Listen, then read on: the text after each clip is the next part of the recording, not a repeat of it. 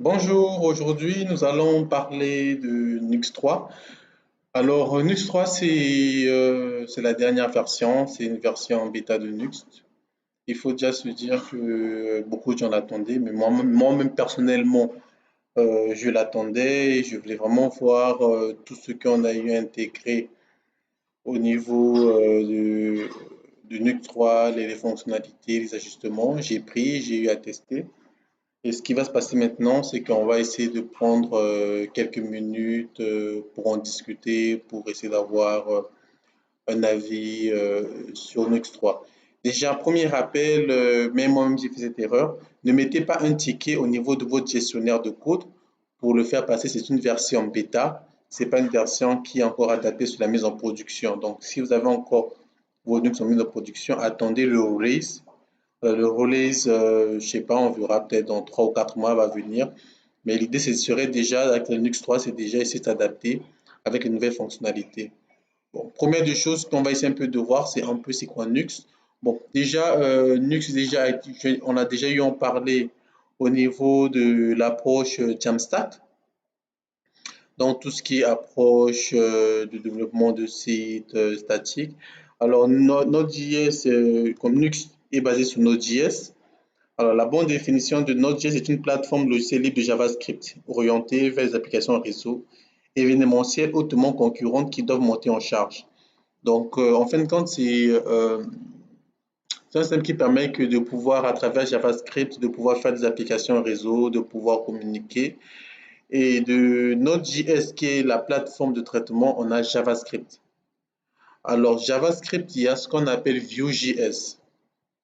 Vue.js est un framework de JavaScript qui a été mise en place par Evan You. Donc, c'est un framework de JavaScript au même niveau qu'avec React Angular. Et maintenant, c'est que le Vue.js ne permet pas de mettre en place tout un système. Quand je parle d'un système, je dis si par exemple aujourd'hui il faut mettre un site web, il faut gérer les routes, il faut gérer les global state, il faut gérer les stores, il faut gérer le rewriting. Il y a tellement de variables et tellement de choses qu'il faut avoir besoin. C'est là qu'après qu'il y a eu le Nuxt.js qui prend Vue.js comme base de traitement, mais qui a eu à ajouter plusieurs dépendances pour pouvoir mettre en place un système assez complet. Donc voilà un peu Nuxt.js. Donc c'est Industry Review Framework. Build your next Vue.js application with confidence using Nuxt, an open source framework making web development simple et powerful. Donc vous comprenez qu'un peu que c'est une dépendance qui permet facilement de pouvoir faire du développement puissant et rapide. Alors nous ici, ce qui va nous intéresser, c'est de découvrir qu'est-ce qui est Nuxt 3. Alors, je vais cliquer ici. Alors, Nux 3, voilà, c'est quelque chose qu'on attendait.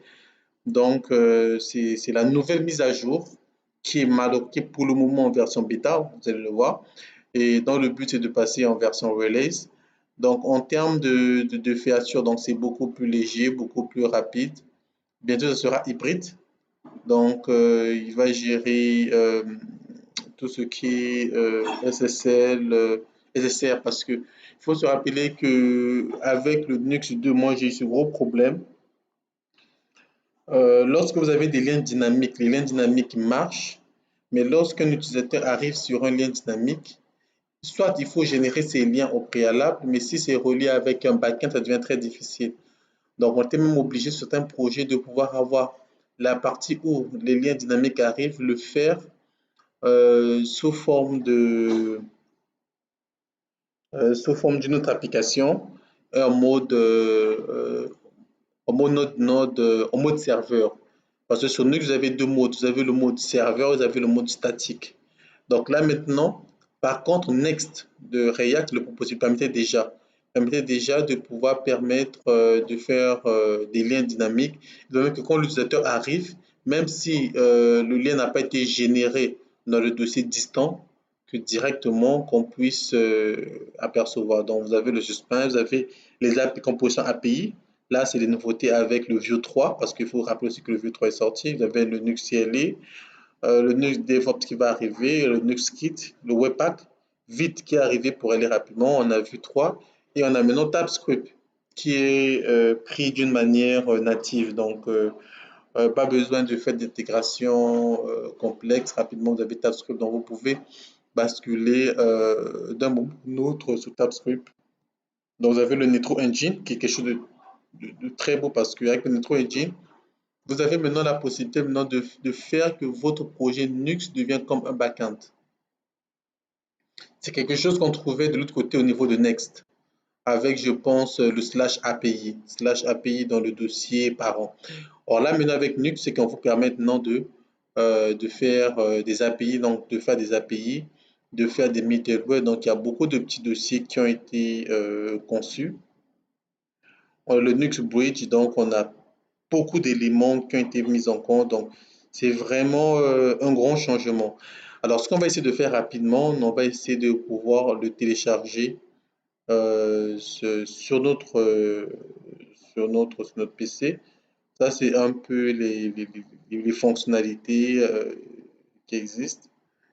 Donc, je vais faire comme ça. Je vais prendre ce dossier. Je vais aller dans mon outil de commande.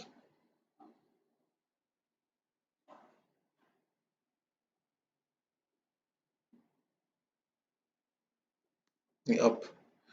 Donc, il va prendre temps de pouvoir, de pouvoir installer.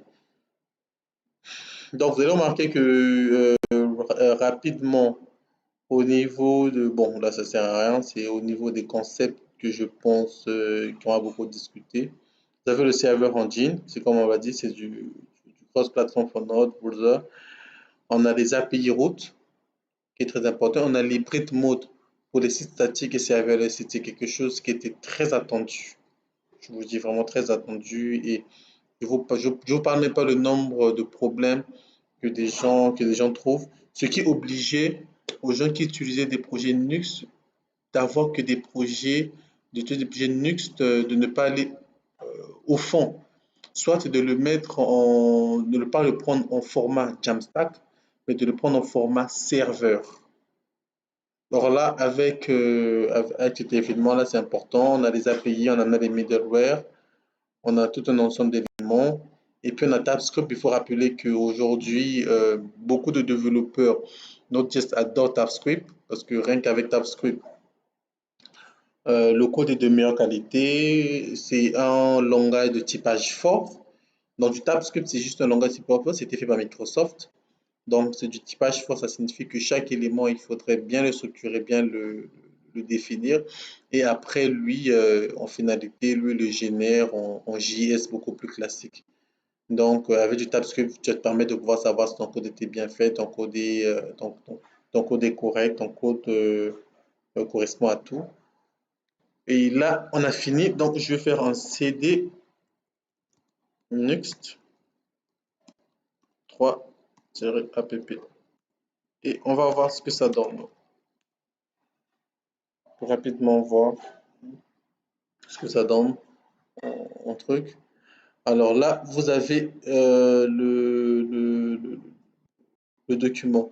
Alors, sur le document, vous avez le data fetching. Donc, c'est tout ce qui est euh, récupération des données asynchrones. Là, vous avez des exemples d'API. Donc, vous voyez par exemple là, au niveau du dossier serveur API count.ts, on a mis un compteur simplement et on retourne les éléments d'un compteur. Et au niveau de l'app view, on ne fait que l'appeler. Donc, on ne fait qu'appeler les données. On a le useFetch qui permet aussi de pouvoir télécharger les données à travers une API. Vous avez par exemple de le useFetch une donnée pink qui permet de récupérer que certains éléments d'un tableau. Vous avez le state. Donc le useState, c'est un peu ce qui nous permettait de pouvoir faire des global states, donc des variables d'environnement au niveau des jitters. C'est vrai que quand j'ai vu un peu le tuto, je n'étais pas très satisfait mais j'ai reçu un message sur GitHub de ceux qui ont conçu. Ils recommandent d'utiliser le Vue X pour faire du global state. Alors, vous avez du meta tag, donc c'est tout ce qui permet de pouvoir définir, arranger le header. Oui, oui, faire confiance à tous les de ses parents. Ouais. Faire confiance. Ok, tout ce qui est méta. Vous avez le Nuxt app. Alors, le Nuxt app, ça permet simplement de pouvoir voir les composants, les components, tout ce qui est plugin. Donc, vous pouvez faire vos ajustements dessus. Le SSR contexte. Donc, si vous utilisez le server-side rendering, vous avez pas mal de petits ajustements qu'on a eu à apporter. Ce que nous allons chercher à voir ici, je vais pas chercher à expliquer c'est quoi Nuxt, mais ce serait vraiment chercher à savoir quels sont les... déjà, on va déjà voir ce que ça donne déjà. Donc, on fait du npm run dev pour faire. Alors, déjà les premières choses déjà se trouvent déjà, bon, déjà le asset. Le asset existait déjà depuis Linux 2. Les components existaient, ça permettait de mettre les composants. Alors, composable, c'est une nouvelle fonctionnalité qui n'a pas été encore définie. Les layouts, je pense que tout le monde un peu connaît les layouts. Alors, et là maintenant, on a les pages. Alors, sur les pages, la grande chose à apprendre, c'est qu'avant, lorsqu'on devait définir qu'une variable est dynamique, vous voyez par exemple là, on mettait tiré de 8 id.view. Mais là, ça a changé. Il faudrait maintenant mettre entre crochet id. Ils se sont un peu plus rapprochés de Next. Pour ceux qui font sur React, qui utilisent Next.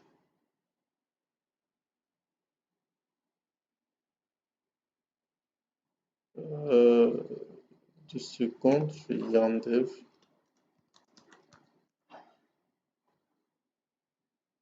Je n'ai pas protocole externe, programme affiché, Fedlight. 2 secondes, je pense que j'ai omis quelque chose dans l'installation.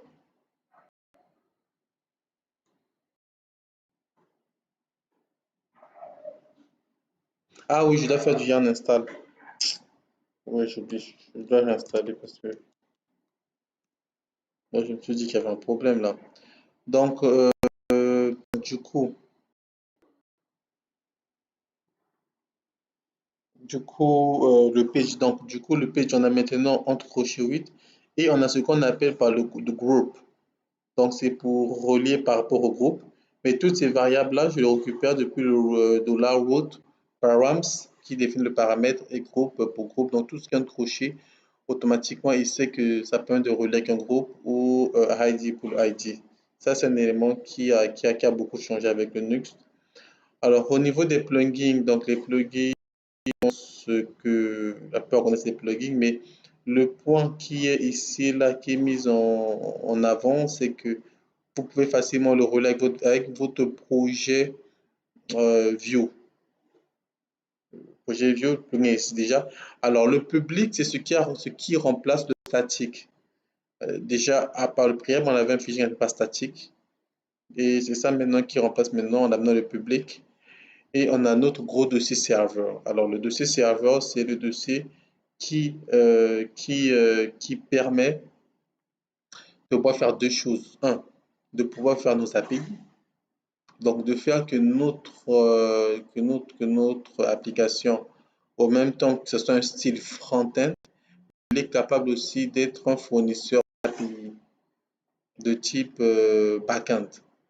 Donc, le fichier serveur, on peut mettre dans API, on met LOTS en TypeScript et automatiquement, il va nous générer nos éléments. Et on peut aussi faire aussi des middleware. Alors, donc, quand je parle de middleware, c'est juste permettre qu'avant qu'on accède à une page, de pouvoir faire des processus de vérification. Par exemple, le middleware, personnellement, j'ai utilisé dans le passé lorsqu'il fallait, par exemple, dire que cette page ne peut pas être vue par un utilisateur non connecté. Donc, je pouvais permettre des middleware pour dire qu'il vérifie d'abord est-ce que l'utilisateur est connecté, est-ce que l'utilisateur a les droits, et s'il n'a pas de droits, ben, le middleware peut refaire une redirection vers une autre page. Donc, du coup, toute la partie middleware et serveur se trouve maintenant là-bas. Donc, je vais essayer de checker pour voir si c'est bon. Voilà, c'est bon. Donc, si c'est bon, on va faire un yarn dev. OK, donc 3000.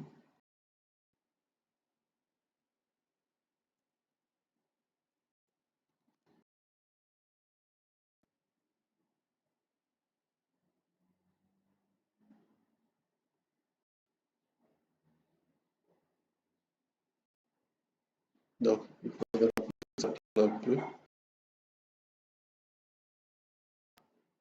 Donc, on va voir. Donc, du coup, voilà un peu le Nux est généré. Donc, starting Nux. Donc, il est en train de faire monter tout ce qui est les éléments pour le démarrage.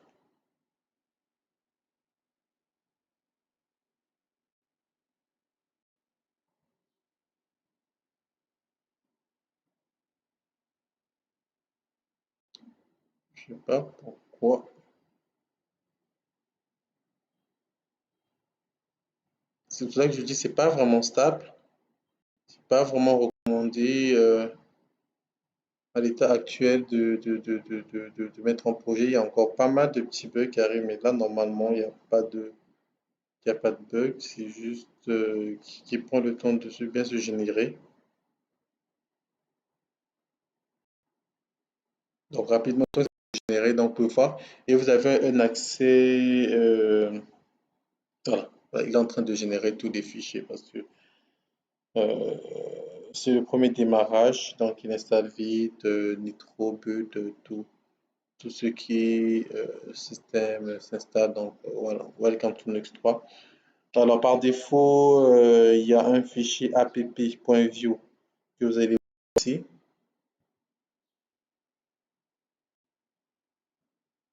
Un fichier app.view qui a un composant Nux Welcome qui est déjà pris par défaut. Mais ce qu'on peut faire, c'est qu'on peut faire notre page.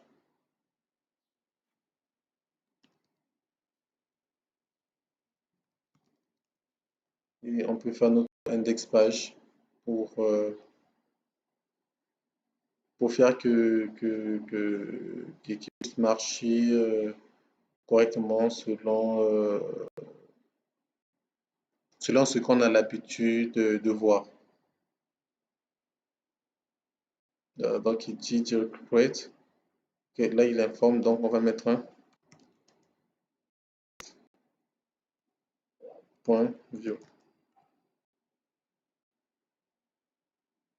Et ici, on met un template.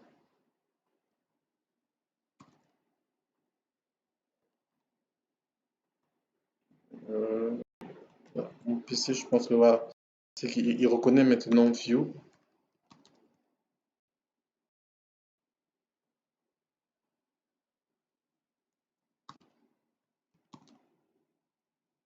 Il a view en train de s'initialiser.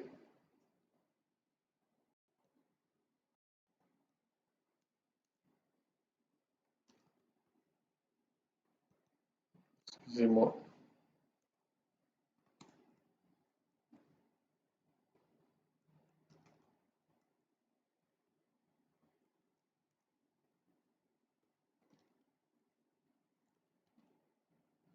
Qu'est-ce qui se passe? Voilà. Et puis, on va appeler ça par bonjour.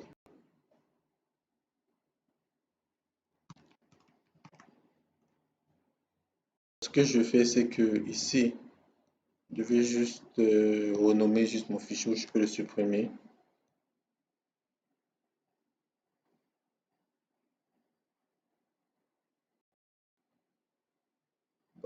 Juste, c'est parce que mon PC n'est pas chargé.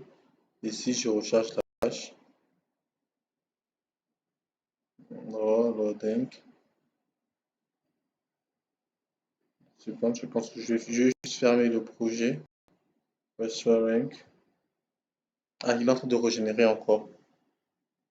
Il génère tous les éléments. C'est ça que je vous dis que c'est encore en version bêta. Je dis restoring, tant. Je relance.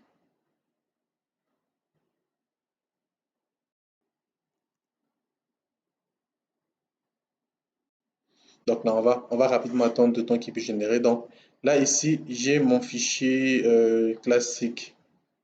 Bonjour. Donc, sur mon fichier classique, vous avez le script. Attendez, je vais le mettre tranquillement sur.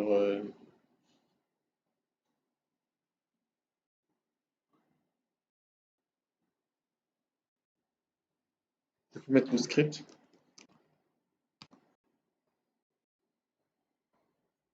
On peut mettre. Voilà. Là, il est en train de régénérer le truc. Donc, il va générer, il va générer, il va générer. Il faut juste qu'on soit un peu patient.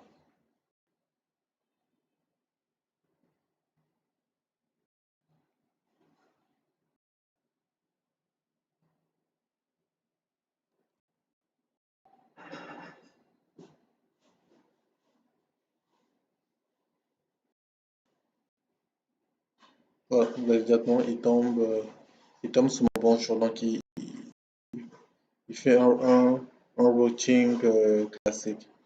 Alors, ce qu'on va essayer de faire, c'est qu'on avait un truc sur serveur. Donc, nous allons prendre serveur. Donc, nous allons créer. J'aime bien le tester à partir d'ici, le data fetching. Donc, nous allons créer une API. Nous allons créer ici un dossier. Serveur. Nous allons créer un dossier API. Et nous allons créer un dossier count, un fichier plutôt count ts. Count ts. Alors, je vais rapidement.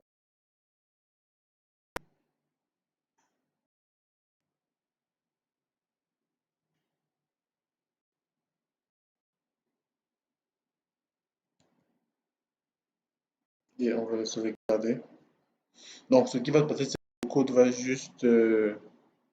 juste compter à chaque fois la, la- la- la variable.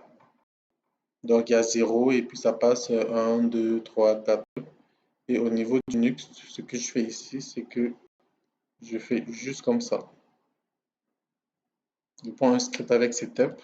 Là, c'est un peu les recommandations de ce qu'on appelle les composants d'API qui sont déjà pris par défaut. Et puis ici, là, je peux faire data. Donc, ça signifie qu'il va générer une variable data.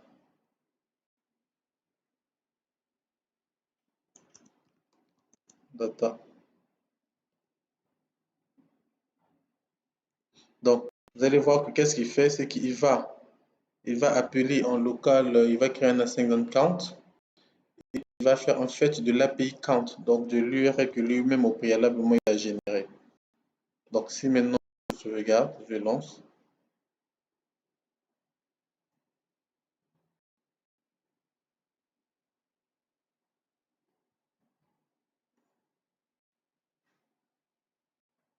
je vais vérifier que j'ai bien fait.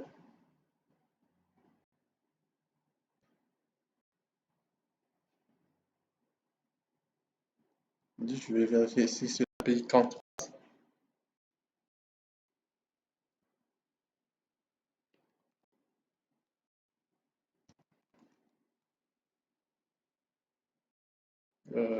Et je pense qu'il n'a pas encore régénéré API count.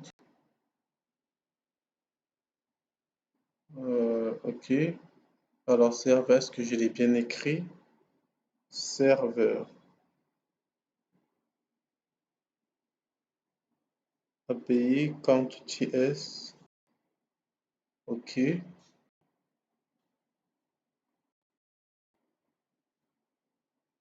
Ok, donc je pense que parfois il me dit quoi? Ah, ok, il a relancé,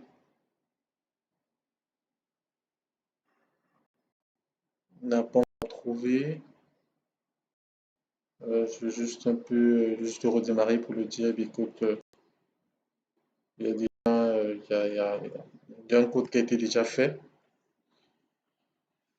Je remarque qu'il est assez lent, mais je pense que rapidement ces points seront revus sur la version un peu finale. Sur la version un peu finale, donc on va rapidement attendre, on va attendre.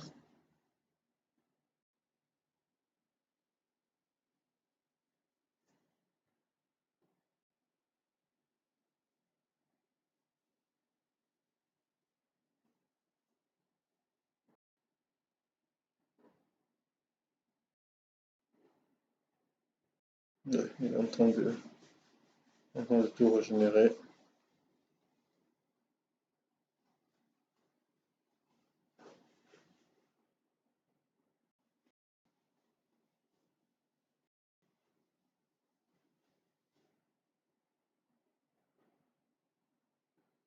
Et là, si on remarque bien, le happy count marche maintenant. Donc si je recherche, ça fait